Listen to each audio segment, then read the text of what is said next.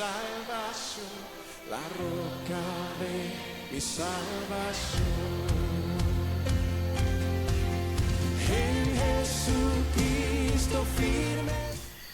Dios me le bendiga a mi hermano una vez más, por la gracia del Señor que me permite compartir un tema más. Este es un tema que tenía pendiente de grabarlo y compartirlo con ustedes. Y pues es un tema que deben de revisarlo, deben de estudiarlo, examinarlo para determinar la veracidad, ¿no? Entonces me pongo al análisis, porque en el caso de este pasaje es un texto bastante conocido y que también se utiliza para defender lo que es la unicidad. Y hablo como creyente de la unicidad. Fíjese bien, hablo como creyente de la unicidad. Pero una de las cosas que hemos venido aprendiendo es la fidelidad al texto, ¿no? Ser fiel a lo que se encuentra en las escrituras. Y aunque de repente encontremos algo que no está acorde, no se ajusta, digamos, a una teología, entonces no podríamos nosotros manipular el pasaje con el propósito de acomodarla pues a nuestra conveniencia, sino que procuramos tener fidelidad en cuanto a lo que vamos encontrando. Entonces en este sentido, por eso pues, queda abierta el beneficio de la duda, digamos de esta manera, para que ustedes puedan examinar y vean si realmente el examen que he hecho pues de este examen, la investigación que he hecho de este texto, y de hecho es el texto de 1 Timoteo capítulo 3 versículo 16, indiscutiblemente grande es el misterio de la piedad. Pero vamos a hacer un análisis desde la perspectiva gramatical, sintáctica y paleográfica. Fíjese bien, en estas tres especialidades vamos a abordar este pasaje, porque hay una cuestión que se debate en cuanto a este texto. Pero para comenzar, la cristología ha estado marcada por múltiples debates en torno a la naturaleza de Cristo. Y este texto de estudio, 1 Timoteo 3:16, no es la excepción. La necesidad de determinar con objetividad el sujeto de este pasaje ha llevado a los eruditos a realizar un análisis minucioso, incluso paleográfico, de los trazos y formas en que aparece la palabra en los códices que transmiten esta carta. Fíjese bien esta nota, ¿no? Que en el caso de este texto, exactamente, 1 Timoteo 3:16, en cuanto a determinar cuál es el sujeto que realmente trae, que aplica o que traía, digamos, los manuscritos originales o el manuscrito original, los manuscritos más cercanos a la historia, cuál es el sujeto que va implicado ahí, pues prácticamente, y en torno a eso es el debate. Pero esto ha llevado a los expertos, a los que estudian la paleografía, a llevar estos manuscritos a lo que es el microscopio. Es el único texto que se lleva al microscopio. A ese nivel de cuidado, ¿no?, de observación se ha requerido con este pasaje para determinar la veracidad, cuál es el sujeto que debe de llevar aquí. Y de hecho vamos a ver que el debate está entre teos y lo que es hos, que es un pronombre relativo. Entonces la cuestión es si es teo o hos el que tiene que ir en el texto, qué es lo que dice la evidencia paleográfica, qué es lo que dicen los críticos textuales que se especializan en el estudio de los manuscritos, qué es lo que dicen ellos. Entonces a esto vamos a referirnos para determinar qué es lo que realmente está en el texto, ¿no? Y de hecho pues es fácil mirar que cuando nosotros revisamos algunas versiones vamos a ver que hay variantes textuales. Entonces eso ya nos debe llamar la atención, porque cierta familia de manuscritos o ciertas versiones tienen Dios, o tienen quién o aquel, o algunos tienen Cristo. ¿A qué se debe realmente esta variante? Entonces, esa ya es una pregunta y uno tiene que ir a la fuente, ¿no? Lo que es la crítica textual para determinar cuál es el nombre, pues realmente que va ahí, o el sujeto que va incorporado en este texto. Fíjese bien. Ahora, dos tradiciones textuales se enfrentan en este punto. Por un lado, los defensores del texto mayoritario, que consideran su lectura como representativa de la transmisión más extendida, y otros que se inclinan por los manuscritos más antiguos, cercanos a los originales, compilados en ediciones críticas como la Nestle Aland o UVS. Entonces, de hecho, tenemos que estar claros en algo, mis hermanos, que nosotros, hablando del cristianismo en general, hay divisiones en diferentes doctrinas, tanto en el aspecto de lo que es la soteriología, hay divisiones, en el aspecto de los dones, ¿no? Si somos cesacionistas o somos continuistas, en cuanto a la salvación, arminiano, calvinista, que creen en el monergismo, sinergismo. Entonces hay divisiones en cuanto a esto y pertenecemos a más de alguna. En cuanto a la escatología, ¿no? Está la teología del pacto, los amilenialistas, postmilenialistas, tal lo que se conoce el sistema dispensacional, que a la cual nosotros pertenecemos, ¿no? Pero también en cuanto la fidelidad de los textos, de los manuscritos que se deben de tomar como referencia, hay división, porque está la familia de los textos que se conocen textos mayoritarios, los textos bizantinos, de donde toma en el caso de Jerónimo y toma en el caso de Erasmo de Rotterdam para hacer lo que se conoce como el texto recepto, que es la fuente que se utiliza para traducir las versiones castellana o las versiones más antiguas. En el caso de la versión Reina Valera 1960, que es la común en esta parte de Occidente, por lo menos en América Latina, es la de uso más común, y esta tiene como fuente lo que es el texto mayoritario. Pero también está la otra familia, que es lo que se conoce como el texto crítico, que son los manuscritos más antiguos realmente. Y entonces aquí nosotros tenemos una división realmente, porque nosotros creemos que los textos más fidedignos son los más antiguos, no los que han sido copiados y copiados y copiados, sino realmente los más antiguos. Y ese es el criterio que la mayoría de los eruditos tienen para determinar la fidelidad de los pasajes, porque entre más cerca estás a la historia, menos errores lleva realmente el manuscrito. Entonces recordemos que tampoco tenemos textos originales, sino copia de copia. Pero entre más largo te vas alejando la historia, es probable que haya más errores. Entonces, para que iniciemos con esto entendiendo que tenemos una diferencia. Entonces, si nosotros estamos en esta línea de la crítica textual o de los textos críticos de los manuscritos más antiguos, debemos de reconocer entonces cuando hay esas variantes textuales y cuál es la lectura correcta que nos dan los manuscritos. Fíjese bien para que analicemos este punto. En este estudio nos alineamos nosotros con la segunda postura, ¿ya? Los textos críticos de Nestle Aland y UVS, pues la antigüedad y diversidad de sus testigos ofrecen mayor peso a la evidencia textual. Es importante subrayar que la elección entre Theos, Dios, Hos, el que, no afecta, fíjese bien, la confesión de la divinidad de Cristo, ampliamente afirmada en otros pasajes del Nuevo Testamento. O sea que aquí en este estudio no se está debatiendo la divinidad de Cristo, ni que Cristo es Dios manifestado en carne, sino cuál es el sujeto pues, que está implicado en este texto de 1 Timoteo 3:16.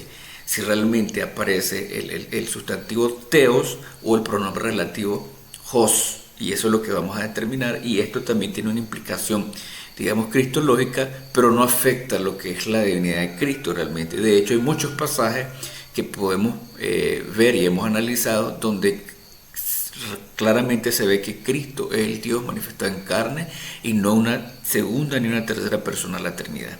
Aclaro esto para entender cuál es el propósito entonces de este estudio. Ahora,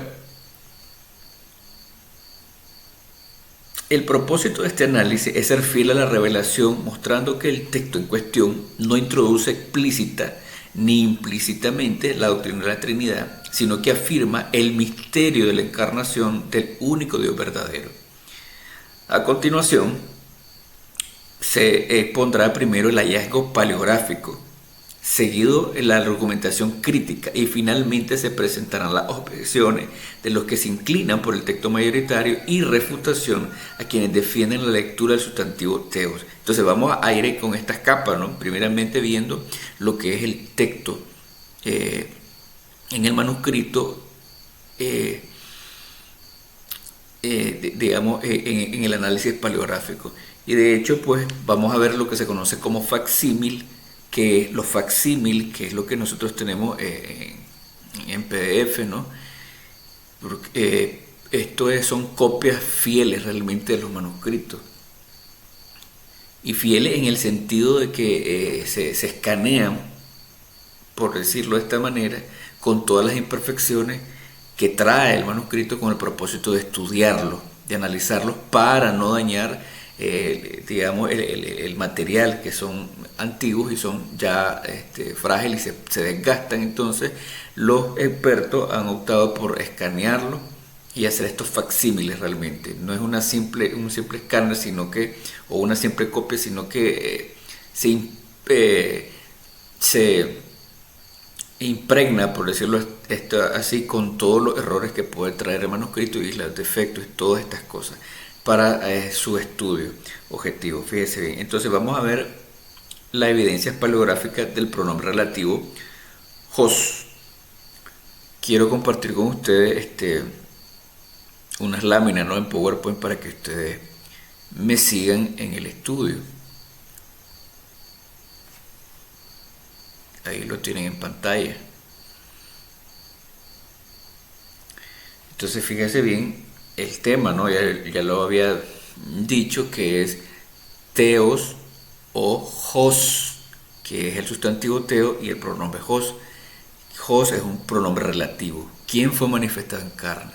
El análisis crítico textual, 1 Timoteo 3:16. La evidencia paleográfica del pronombre relativo Jos. Vamos a ver.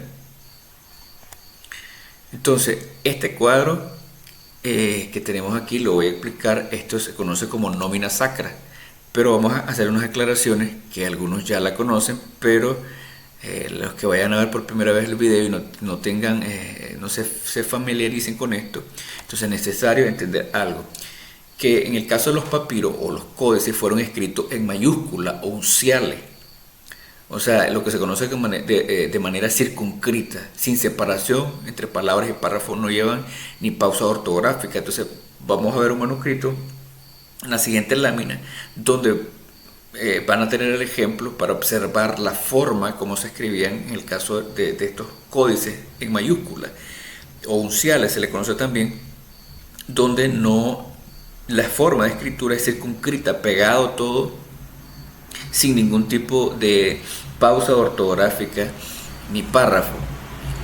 Esto es importante que lo aclaremos, ¿no? En el caso de los copistas, utilizaban abreviaturas en los nombres sagrados, de la misma manera que los masoretas o los copistas del Antiguo Testamento, cuando encontraban el nombre sagrado, entonces ellos tenían ciertos rituales, pero evitaban, digamos, plasmar, por decirlo así, el nombre, o en muchos casos utilizaban Adonai, el Elohim, o algún nombre sustituto para no hacer alusión directa a lo que es el nombre sagrado. En el caso de los copistas del Nuevo Testamento, entonces ellos también tomaron, digamos, esta misma forma o esta misma reverencia para con los textos y aplicaron lo que son las abreviaturas que se conocen nómina sacra a todos los nombres que ellos consideraban sagrados. Y de hecho, pues, en este cuadro vamos a ver, ¿no? Que miramos, se toman dos o más letras, ¿no?, de las iniciales de los nombres, y luego se traza un segmento de recta, una raya, digamos así, en la parte superior, ¿no? Entonces, si ustedes se fijan, que es lo que nos interesa a nosotros ahorita, entonces ustedes tienen aquí lo que es la consonante teta y la consonante sigma. Quiero aclarar que en unciales antiguos la sigma se escribía como una S. Luego en los textos usted va a encontrar sigma de esta manera, y también la sigma final realmente. Pero en este caso, en estos manuscritos unciales va a encontrar así. Entonces la abreviatura queda así, ¿no? Que es la abreviatura de Teos. Teos, Dios. Entonces la abreviatura es esta. Si ustedes se fijan, es como una O, es teta, y lleva un segmento en medio. Y la siguiente letra es la sigma con una raya en la parte superior. Y esto es el código, digamos así, de la nómina sacra. Esta es la forma de la nómina sacra, ¿no? Entonces, esto indica pues que es una abreviatura. Entonces, esto se le conoce como nómina sacra. Entonces, mire qué importante este detalle, que ustedes lo vayan teniendo en mente. Fíjense bien, entonces aquí yo les muestro el manuscrito, ¿no? Este es el Códice Alejandrino, uno de los más antiguos. Y ustedes si pueden fijarse en la forma, como le mencionaba, de escritura, totalmente pegado. Mira el facsímil que va con todos los daños que tiene el manuscrito en físico. Y este es el propósito, ¿no?, de estudiarlo y verlo con todas las imperfecciones para ser fiel y objetivo a la hora de un análisis, como este caso paleográfico. En este círculo que está encerrado, ustedes miran, de hecho, el texto de 316, y aquí está la nómina sacra, si ustedes pueden observar, que voy a ampliarlo un poquito.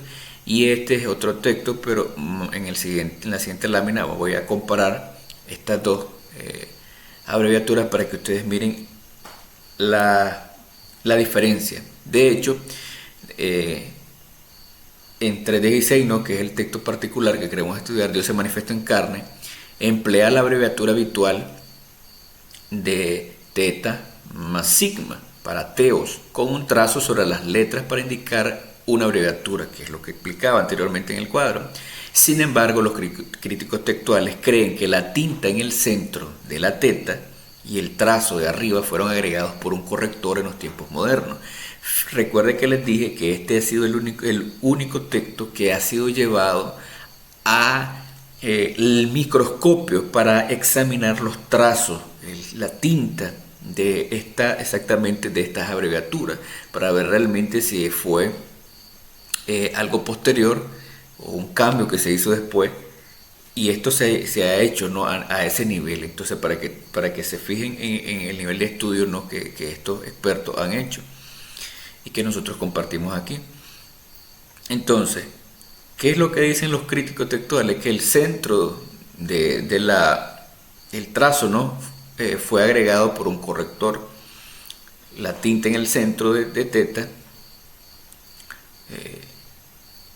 y también el trazo de arriba fue agregado por un corrector en tiempos modernos. La razón de esta creencia son el color de la tinta y el hecho de que se ha colocado un punto en la teta en lugar de una línea, que es normalmente que la teta lleva una línea y no un punto. En el caso de Tregelles, que fue uno de los críticos textuales del siglo XIX, que todavía lo consultan, él escribe que la tinta en la que se ha hecho esto en el Códice Alejandrino es lo suficientemente moderna y negra como para declarar su aplicación reciente. O sea, en este estudio que hace Tregelles, ¿no?, que es un crítico textual, él habla sobre estas marcas del manuscrito original y decía el que se manifestó en carne. Ese es el análisis que él hace, ¿ya? Entonces, y mire que este volumen facsímil es fotográfico, publicado en el Museo Británico en 1879. Pero fíjese bien que le voy a mostrar, voy a ver aquí si se puede mostrar para que miremos. Si ustedes pueden ver entonces lo que está en el círculo, esto se supone que es una teta, ¿no? Aquí tenemos la sigma y aquí tenemos el segmento de recta, que esto es lo que indica que es una abreviatura, pero según los estudios paleográficos, esta no es la rayita que es la que lleva lo que es la letra teta, y lo que miramos es un punto, y aquí miramos realmente esto. Entonces, ¿qué es lo que examinaron en el microscopio? Que la tinta es reciente realmente, o sea que se nota un cambio posterior, ¿ya? Y el hecho de que pusieron prácticamente aquí como un punto, pero en vez de la recta, pero en medio. Pero hay un detalle que también hay que verlo, ¿no? Que también Tréguiles menciona, como lo vamos a ver. Pero fíjese bien aquí, en el caso de este cuadro comparativo, porque si ustedes se fijaron en el cuadro, en el manuscrito, ¿no? Que estaba completo, lo voy a regresar para anotar aquí. Entonces, este es el texto de 1 Timoteo 3:16, y el que está aquí es 1 Timoteo 4:3, que está en la misma página. Pero fíjense bien, si ustedes revisan en su Biblia, dice el 4:3, que prohíben casarse y mandan a abstenerse de alimentos que Dios creó, para que con acción de gracias participen los creyentes, los que han conocido plenamente la verdad. Pero ¿en qué nos vamos a centrar? En el sustantivo teo. Si ustedes se fijan, le voy a ampliar aquí para que ustedes puedan ver lo que les quiero decir. Si ustedes se fijan aquí, entonces tenemos teta y tenemos sigma, o sea que aquí está la abreviatura de teo, pero si ustedes se fijan, no tiene un punto como en el caso del versículo 16, sino que se puede lograr ver la rayita en medio de la teta, que ese es el signo, por decir así, que diferencia a teta, y con su rayita o su segmento de recta en la parte de arriba, que es lo que indica que es una abreviatura. Fíjense bien ese detalle. Ahora, aquí ustedes tienen la comparación, ¿no? de la abreviatura que aparece en 3:16 y la abreviatura que aparece en 4:3, y ustedes pueden notar realmente la diferencia. Entonces, estos análisis, estos estudios paleográficos arrojan el hecho de que en el caso del versículo 16 del capítulo 3 de Timoteo, este fue un cambio posterior, o sea que originalmente no aparece la abreviatura para teo, sino lo que aparece es el pronombre relativo hos, como vamos a ver realmente y por qué se llega a esa conclusión, porque de hecho en el caso del pronombre relativo, como vamos a ver, hos, entonces se escribe prácticamente igual a la abreviatura, con la única diferencia que en el caso, aquí lo que le estoy señalando es la abreviatura de teo, pero si le quitamos la rayita, entonces dice hos, que es el pronombre relativo. Entonces, esto causó confusión en los copistas, aunque vamos a ver que en algunos casos no fue confusión, sino fue adrede por las inclinaciones teológicas, pues, o las tendencias del momento. Ahora, en el caso de esta imagen, ¿no? Se compara la abreviatura de 1 Timoteo 3:16 y la de 1 Timoteo 4:3, donde aparece la abreviatura reverencial o la nómina sacra con el trazo interno completo en teta y el trazo exterior en la parte superior de las dos letras. Esto es lo que indicado en el análisis paleográfico señalado arriba. ¿Qué es lo que indica? Se indica con esto es que la lectura de teo es un error. Entonces, este análisis paleográfico arroja que la lectura de teo es un error. Número 1, ya sea accidental por el hecho de que la nómina sacra se abrevia teta y sigma, y el pronombre relativo es hos, si ustedes pueden ver aquí. Entonces, ¿qué es lo que diferencia a esta abreviatura del pronombre relativo? la rayita en medio de teta. Entonces, si se borrara esto o no se distinguiera bien, entonces crea esa incertidumbre de entender que si es una abreviatura o es un pronombre relativo. Entonces, ya sea accidental, lo que se propone es que el copista posterior vio el reflejo o el efecto de la presión de la pluma en el reverso al anverso de un trazo de la E, lo que el copista interpretó como una teta. Esto es el análisis que hace también Tregelles, ¿no? Como mencionaba, que él descubre que de hecho, pues como en el caso de estos materiales, como es el papiro o la vitela, eran materiales caros, no todo el mundo tenía acceso a ellos, entonces se ocupaban las dos caras. Y lo que se ve, digamos, en el anverso, es un trazo de la E que está al reverso, ¿no? Y que al hacer presión con la pluma, entonces se marcó, por decirlo así, y lo que se ve en el anverso entonces es esa como rayita. Entonces lo que hace el copista es querer aparentemente corregir, ¿no? Y según la tendencia la tendencia teológica, entonces acomodarlo a lo que se creía o la doctrina en ese caso, en este sentido, pues eh, en cuanto a lo que eran los debates de cristológicos, cuál era digamos lo que se habían determinado en los concilios. Entonces era la tendencia, entonces el copista de alguna manera se inclinó a corregir de esta manera, pero con estos descubrimientos paleográficos se llega a la conclusión de que esto es un error. Mire, es importante estos detalles, ¿no? Lo que puede ocurrir en el caso de los copistas y las cosas que se han descubierto, ¿no? A través de estos análisis paleográficos. Ahora, puede ser también de manera intencional para suplir un sustantivo para los 6 verbos que siguen. Como vamos a ver, y les voy a mostrar en el caso de Nestlé Aland, de hecho, se considera que en el caso de Teos suple la necesidad de un sujeto o de un sustantivo para los 6 verbos, ¿no? Que conlleva o en los cuales está estructurado lo que es el pasaje, ¿no? Del versículo 16 exactamente. Entonces consideran los que están a favor del sustantivo teo, pero que no tienen base científica ni paleográfica para, digamos, sostener el hecho de que realmente en 1 Timoteo está el sustantivo teo. Pero ellos abogan, ¿no?, que de hecho es necesario para poder suplir la necesidad de un sustantivo en estos 6 verbos que siguen realmente. También número 3, para proveer mayor precisión dogmática. O sea, la tendencia doctrinal de los copistas fue reforzar explícitamente la divinidad de Cristo, que es lo que estaba en boga en ese periodo, en ese contexto, la divinidad de Cristo. Y con esto no decimos que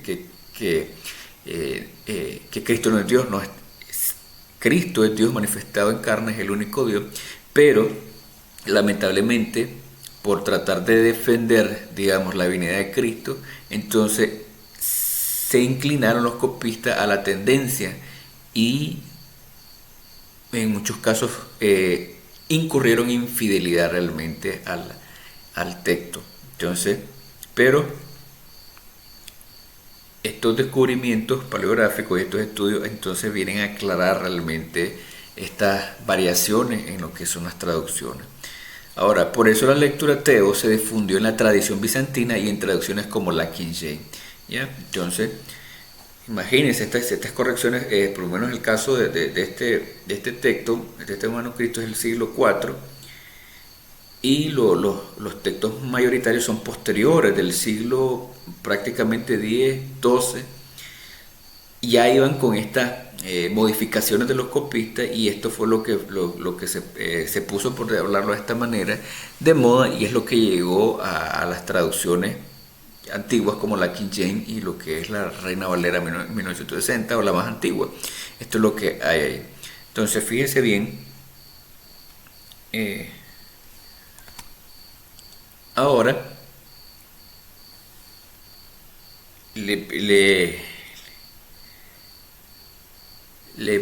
bueno, vamos a ver aquí un detalle. Sí. Entonces, fíjese bien. Entonces aquí en este caso,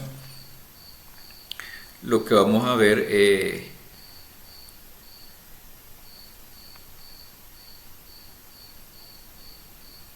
el análisis, antes de ver el cuadro, ¿no? El análisis sintáctico crítico, ¿no? El consenso de la mayoría de los eruditos modernos es que este texto es un himno cristológico o un fragmento de esa línea rítmica. Fíjese bien, este es el consenso de la mayoría. De hecho, les voy a mostrar, ¿no? En el caso del Nestlé Alan en su edición número 28 para que ustedes vean de lo que les estoy hablando, ¿no? Antes de avanzar con el cuadro. Entonces ahí ustedes pueden ver lo que es el texto de Nestlé Alan. Y si ustedes se fijan, la estructura que tiene es la forma de un himno. Esta es la estructura que tenían los himnos. Y en el caso de Timoteo 3:16, de hecho, es considerado un himno por los expertos. Un himno cristológico o un fragmento de 6 líneas rítmicas. Si ustedes se fijan, aquí tenemos las 6 líneas. 1, 2, 3, 4, 5, 6 líneas. Entonces, en su comentario a las cartas pastorales, Gordon Fee afirma que en el griego cada una de las líneas tiene dos partes, un verbo, en este caso este verbo, ¿no? Tenemos el verbo efanerote, fíjense en efanerote, que ocupa la primera posición siempre en aoristo. Entonces fanerote está en aoristo, en voz pasiva, acabado con la terminación rítmica THE, que es la transliteración. Y entonces aquí tenemos teta, ¿no? Que se translitera como TH, y lo que es la eta. Entonces, esta es la terminación, es un verbo en aoristo, voz pasiva, y termina en THE. Entonces, esta es la estructura que conlleva, digamos, el himno. Ahora, seguido con una frase preposicional. Aquí tenemos la preposición en. Y la frase preposicional sarki, ¿no? En sarki, porque de hecho está la preposición antecediéndola. El sujeto elíptico de cada verbo es Cristo. Entonces, cuando se habla de elíptico es porque el sustantivo no está explícito, pero se sobreentiende, ¿no? Se sobreentiende o se infiere realmente que es Cristo. No tiene un sustantivo, pero se entiende de quien se viene hablando es de Cristo realmente. Entonces, esta es la estructura de si ustedes pueden observar la estructura del himno, ¿no? de 1 Timoteo 3:16. Entonces, esto es lo que dicen el análisis crítico y sintáctico.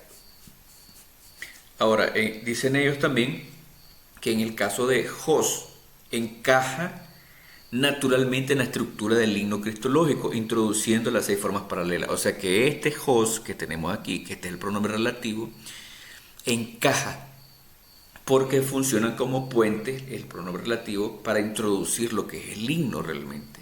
Entonces, tiene su uso este pronombre relativo para introducir, en este caso, el himno. Teos, en el caso de Teos, si aquí en vez de Jos tuviera Teo, entonces Teos rompe el paralelismo y parece una inserción doctrinal. O sea, el paralelismo lo rompe, que es la forma en que está estructurado el himno. Ahora, para sustentar más el argumento, a continuación, el cuadro, ¿no?, que le estaba mostrando anteriormente, les voy a presentar la evidencia manuscrita en el cuadro comparativo, donde el texto más antiguo apoya la lectura de Jos. Vamos a ver entonces, a regresarlos al cuadro para que ustedes observen en el cuadro la comparación que se hacen de los manuscritos más antiguos y cuál era la lectura que se leía en ellos. Entonces, el código sinaítico, que es el que estábamos el que estábamos revisando, no, el Codex Alejandrino. Fíjese bien, aquí tenemos el Códice Sinaítico y tenemos que es del siglo IV, la lectura original es Jos el que. que fue corregido posteriormente mire aquí, a teos en correcciones posteriores. La observación que se hace es que la mano original escribió hos, luego fue alterado hacia teos. Entonces vamos a ver el texto. Este es el código sinaítico. También este es un facsímil. Y si ustedes miran un detalle, ¿no hay? Esta es una corrección. Y claramente que es contemporáneo en antigüedad con el códex alejandrino. Y si ustedes se fijan también, entonces tiene una corrección. Aquí ustedes pueden mirar teta y sigma y trazan, ¿no? En la parte superior, nada más que lo trazaron hacia como queriendo corregir el hecho de que aquí entonces tiene que ir lo que es la abreviatura sacra o la nómina sacra o la abreviatura reverencial, pero realmente lo que aparece aquí es hos. Miramos lo que es omicron y sigma, hos el pronombre relativo realmente. Entonces esto es importante. Mira lo que dice aquí, musterion, hos enfanerote, ensarque. Entonces fíjense bien, entonces aquí tenemos el pronombre. Esto es lo que realmente aparece en el códex sinaítico. Entonces vamos y regresamos al cuadro y miramos el códex alejandrino, que es del siglo V, y este fue el que estuvimos viendo. Tiene también el pronombre relativo hos, el que, añadido por corrector en el caso del teos, ¿no? Fue añadido teos por un corrector posterior. En el caso de Tregueles, que ya lo revisamos, señaló que el supuesto trazo de teta era en realidad una E al reverso.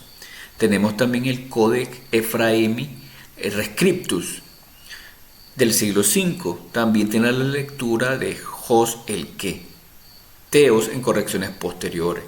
Y en el caso, ya hemos visto el Codex Efraímo, que es un palincesto, evidencia clara de corrección doctrinal. Para los que no recuerdan que es un palincesto, es un texto que fue reescrito, ¿sí?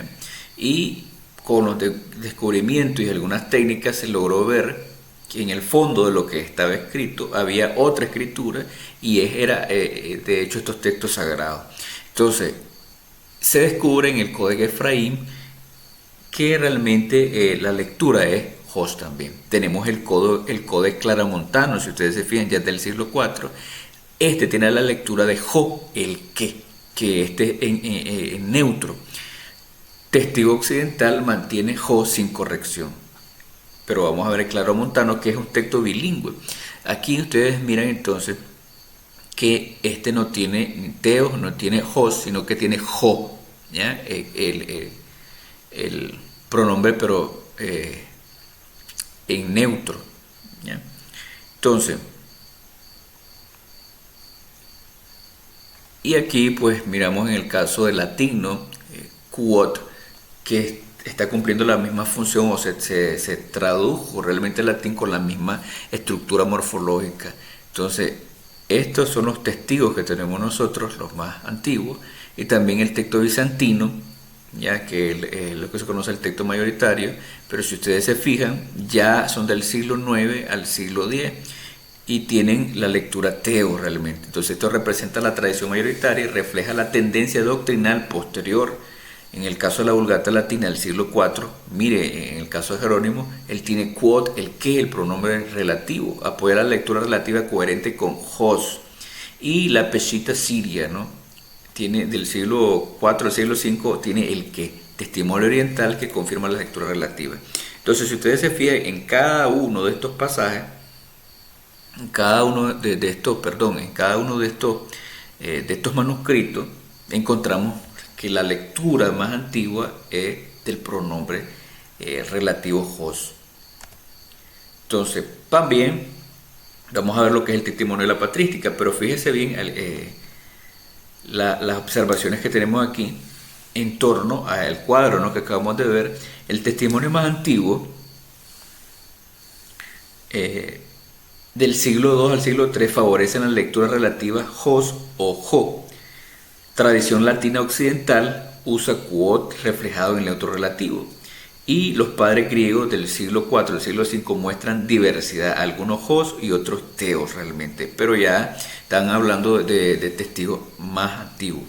Fíjese bien, en el caso de la difusión de Teo se fortalece en la tradición bizantina y en autores como Crisóstomo, reflejando una tendencia doctrinal a enfatizar la divinidad de Cristo.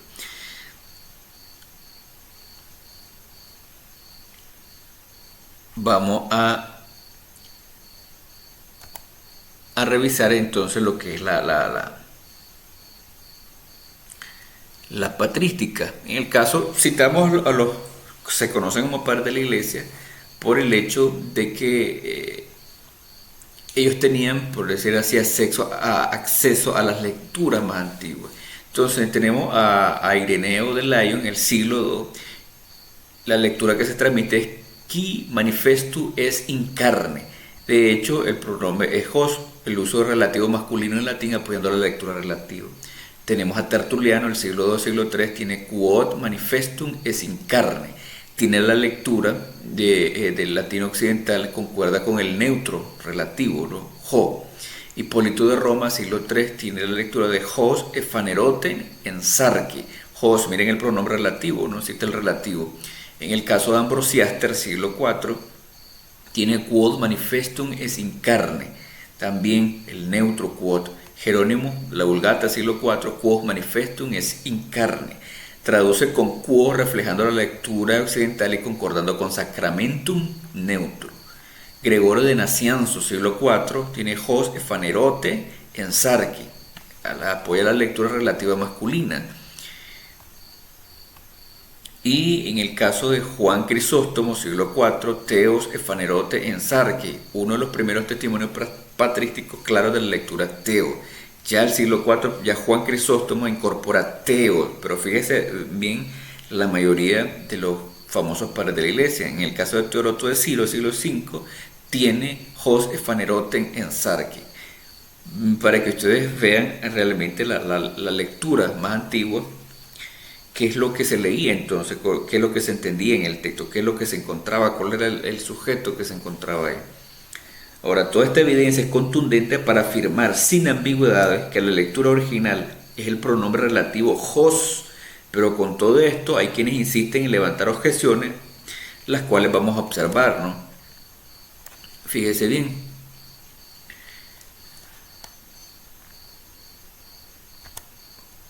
Estas objeciones.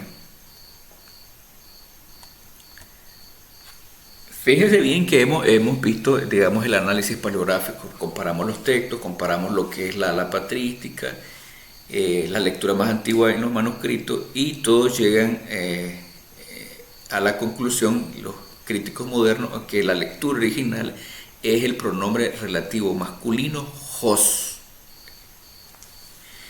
Pero con todo esto hay objeciones, ¿no? Entonces, el primero que objeta, y de hecho ustedes pueden leerlo, hay un PDF de 42 páginas, si ustedes lo quieren leer, ustedes me avisen y se los comparto, es de Trevo R. Allen. Él reconoce que los códices más antiguos muestran hos o jo, pero declara que los análisis paleográficos no pueden anular la amplia difusión de Teo en la tradición bizantina, que representaba el texto recibido por la iglesia, por lo cual la transmisión eclesial tiene peso teológico y no debe descartarse por criterios paleográficos.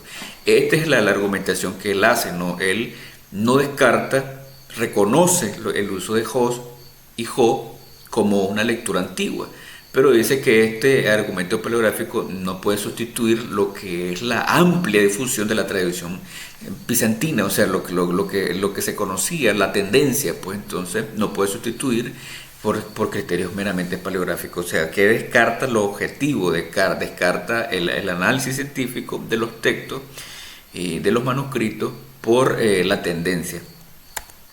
Las correcciones, dice él, no son falsificaciones, sino correcciones legítimas, puesto que representan la fe y la transmisión de la iglesia. Entonces, en el caso de Allen, subraya que la lectura Teo encaja con la confesión cristológica de la iglesia primitiva. Dios fue manifestado en carne. Considera que la lectura relativa a Hos o Jo es más difícil de explicar teológicamente y pudo haber sido suavizada hacia Teo. Entonces, esto es lo que subraya allí, ¿no? La confesión cristológica de la iglesia primitiva es Dios fue manifestado en carne. La tradición, dice él, que es lo que la iglesia primitiva creía, Dios fue manifestado en carne. Y de hecho eso es lo que creemos nosotros, que Dios fue manifestado en carne. Pero el texto no apoya la lectura de Teo realmente. No apoya la lectura de Teo. Y aquí es donde tenemos que ser fieles, ¿no?, a lo que se encuentra en el texto. Ahora, ellos consideran que la lectura de Jos, de hecho, el pronombre relativo por estar en masculino, no concuerda, ¿no?, con la sintaxis. Entonces ellos dicen que esa es una lectura difícil. Entonces que la más fácil es la que realmente debe de ir. En este caso Teo. Pero la crítica textual tiene como criterio, como principio, que la lectura más difícil es la verdadera. Y este es el criterio que estamos asumiendo nosotros por que nos inclinamos a lo que son los textos más antiguos. Fíjese bien, entonces la objeción a la sintaxis. Dice, su objeción se centra en que el antecedente inmediato es musterión, que es neutro, y por lo tanto el relativo esperado sería jo, un neutro, no jo masculino. Entonces el texto está así, ¿no? Musterión, jo, fanerote, ensarque. Entonces el antecedente inmediato del pronombre relativo o del sustantivo entonces es musterión. En el caso de musterión está en neutro. Entonces dice la objeción, ¿no?, que entonces en vez de jos tendría que ser jo, que es el pronombre relativo neutro que concuerda con la sintaxis o concuerda con el género del antecedente, que es musterión. Fíjese bien. Ahora, desde su perspectiva, la presencia de jos genera una incongruencia gramatical, lo que lleva a preferir la lectura de teos como más natural o coherente en el flujo del texto. Otros oponentes resuelven de un solo golpe la variante aduciendo que el texto crítico es corrupto. Hay otros pues que no aceptan lo que es el texto crítico y lo consideran como corrupto, que está tratando de alguna manera de rebajar al Señor. Pero si ustedes revisan muchos pasajes, están muy claros en cuanto a lo que es la divinidad de Cristo, ¿ya? No hay, ese argumento no es válido, el decir, ¿no?, que estos textos críticos o estos aparatos críticos son corruptos y que tratan de rebajar a Cristo. No, hay muchos pasajes donde se respeta claramente lo que está en el texto realmente, y no es que se lleva la mala intención de manipular los pasajes que tienen que ver con la divinidad de Cristo, de ninguna manera. Fíjese bien, entonces, otra objeción que quiero agregar, ¿no?, a esta lista es el esgrimido por la Iglesia Pentecostal del Nombre, que ellos también son unicitarios, pero ellos sostienen que 1 Timoteo 3:15 es el sujeto antecedente del versículo 16. Fíjese bien, en el caso de Timoteo, vamos a ver, 3:15 dice, y 3:15 dice, por si me retraso, ¿no?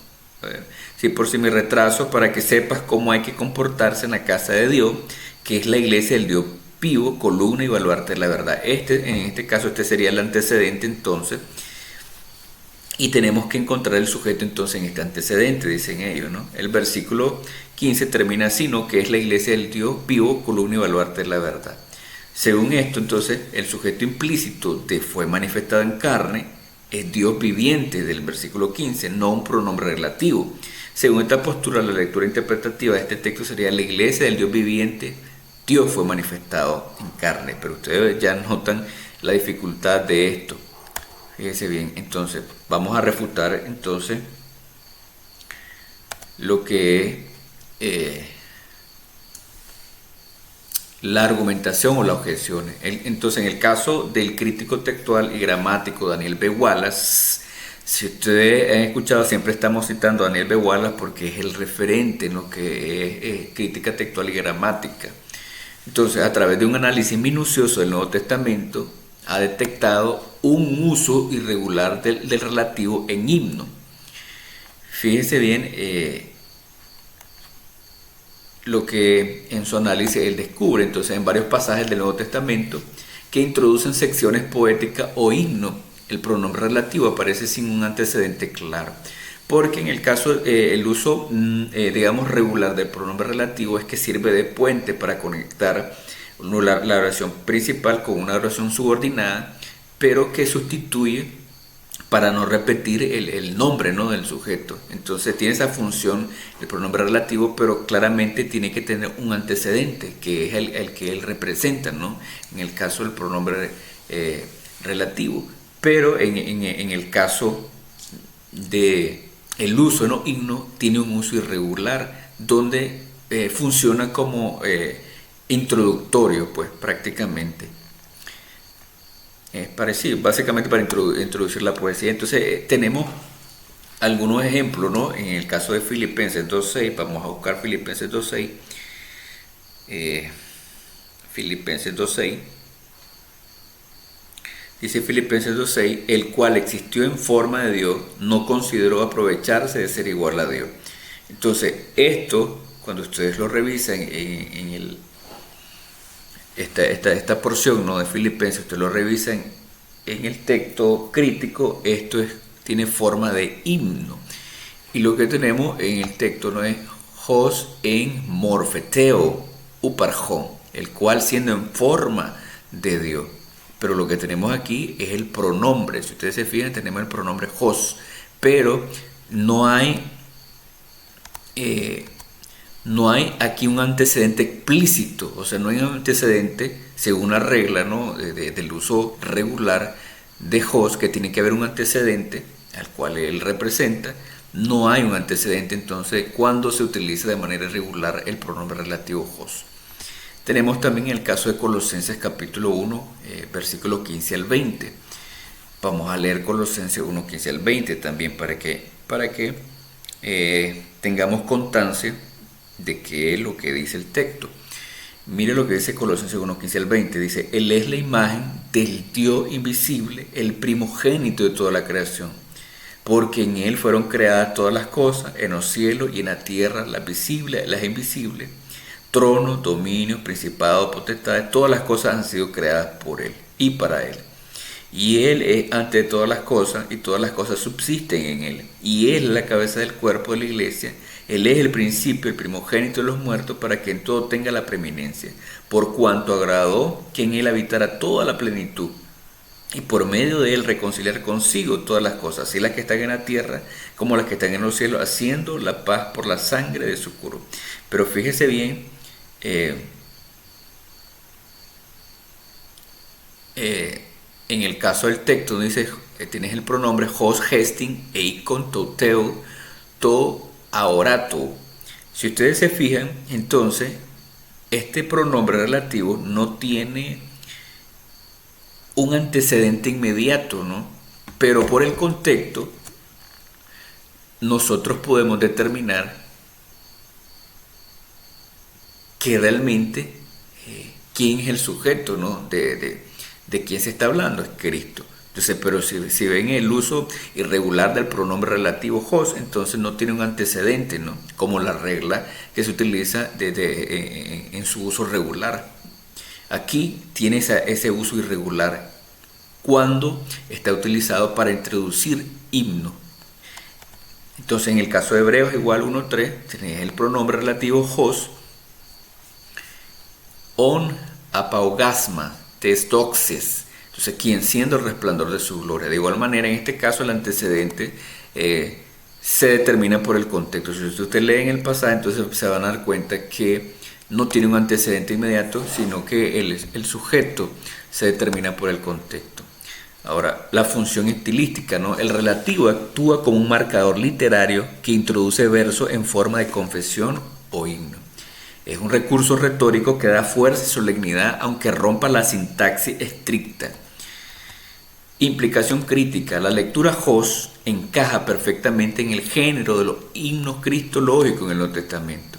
La lectura teos parece una corrección doctrinal para suavizar la dificultad sintáctica y reforzar la cristología explícita. Por eso, Wallace considera que la objeción sintáctica no invalida hos, sino que lo confirma como la lectura original. Ahora, fíjese bien, digamos, a la argumentación de la iglesias del nombre, ¿no? Que ellos son unicitarios, pero ellos utilizan este texto para defender lo que es la unicidad. Pero el problema es que, una vez más, ¿no? Tenemos que ser fieles a lo que se encuentra en el texto. Y hablo como defensor de la unicidad, como creyente de la unicidad. Dicen ellos, ¿no? Que si el sujeto, si el sujeto de 3:16 fuera la iglesia del Dios viviente, que es lo que ellos asumen, del versículo 15, entonces el texto debería decir así, ¿no? Si ellos asumen, ¿no?, que el versículo 15 es el antecedente del versículo 16, entonces, y lo que encontramos es la iglesia del Dios viviente, entonces el texto tendría que leerse de esta manera: la iglesia del Dios viviente fue manifestada en carne. Pero la realidad pues que esto no tiene ningún tipo de sentido teológico ni sintáctico, porque la iglesia no fue la que fue manifestada en carne. Por eso la verdad es que esta es una lectura forzada que no toma en cuenta el cambio de género literario en el versículo 16. O sea, del 15 al 16 hay un cambio literario que se introduce con el pronombre relativo, porque cae en el himno, ¿no? Indiscutiblemente grande es el misterio de la piedad. Entonces aquí es donde está el análisis y el punto del análisis de entender realmente, objetivamente, qué es lo que aparece. Esto no de ninguna manera afecta lo que es la divinidad de Cristo ni la unicidad. Ahora, después de examinar cuidadosamente la evidencia manuscrita, las versiones antiguas, los testimonios patrísticos y las objeciones modernas, queda claro que el debate en torno a 1 Timoteo 3:16 no se resuelve por la cantidad de manuscritos posteriores, sino por la calidad y antigüedad de los testigos más cercanos al original. Este recorrido nos permite ahora sintetizar los hallazgos y establecer con claridad cuál es la lectura más fiel del texto inspirado. ¿Se imagina? Entonces, para concluir, mis hermanos, la evidencia documentaria más antigua, corroborada por las versiones latinas, siriacas y coptas, así como por los padres de la iglesia del siglo II al siglo IV, confirman que la lectura original de 1 Timoteo 3:16 es el pronombre relativo hos, el que. La variante teos, Dios, aunque ampliamente difundida en la tradición bizantina y en traducciones posteriores, debe de entenderse como una corrección doctrinal secundaria que buscaba reforzar explícitamente la cristología. Este hallazgo no disminuye la confesión de la divinidad de Cristo, pues el Nuevo Testamento afirma en múltiples pasajes que Jesús es Dios manifestado en carne. Más bien nos recuerda que la fidelidad al texto inspirado exige reconocer la transmisión histórica con sus tensiones y correcciones. Así, 1 Timoteo 3:16 se presenta como un himno cristológico que, mediante el uso del relativo, introduce solemnemente la proclamación del misterio de la piedad. Cristo es el único Dios verdadero, se manifestó en carne, fue justificado en el Espíritu, visto por los ángeles, predicado en las naciones, creído en el mundo y recibido en gloria. Entonces, la pregunta reflexiva, mis hermanos, es que si este descubrimiento o este análisis que hicimos a nivel sintáctico, gramatical y paleográfico refuta, digamos, la doctrina de la unicidad y apoya el dogma de la Trinidad. Esta es la pregunta reflexiva. Entonces nos damos cuenta de hecho que no. Entonces,